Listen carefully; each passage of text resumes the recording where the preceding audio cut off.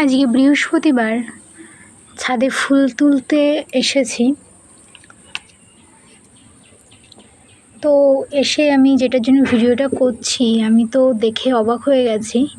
আমার এই কিছুদিন আগে লাগানো ডালটাতে এত সুন্দর একটা ফুল এসেছে। আমি তো আনএক্সপেক্টেড এটা আমার কাছে।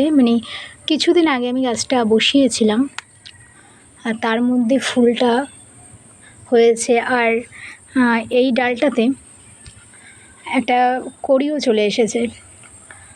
হ্যাঁ, গাছটা কিন্তু একদমই ছোট বসিয়েছিলাম, ছোট্ট একটা ডাল বর্ষার মধ্যে।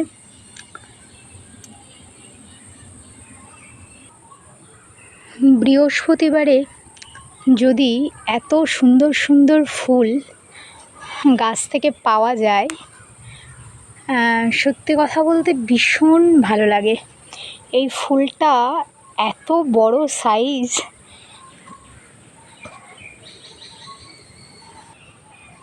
অন্য দিনের তুলনায় বৃহস্পতিবারটা একটু যেন বেশি ফুল দেয় গাছগুলো।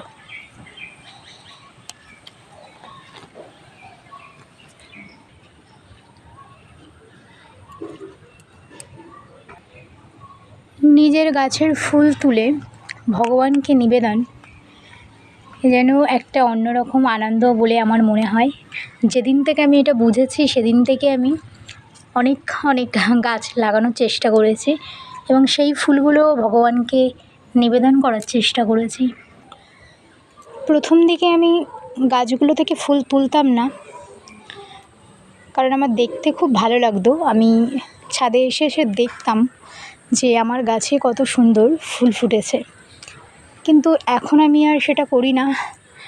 কারণ আমার এখন মনে হয় যে ভগবানের পায়ে নিবেদন করার মধ্যে যে শান্তি আছে, নিজের হাতে নিজের গাছের ফুল, তার অন্য কিছু হয় না।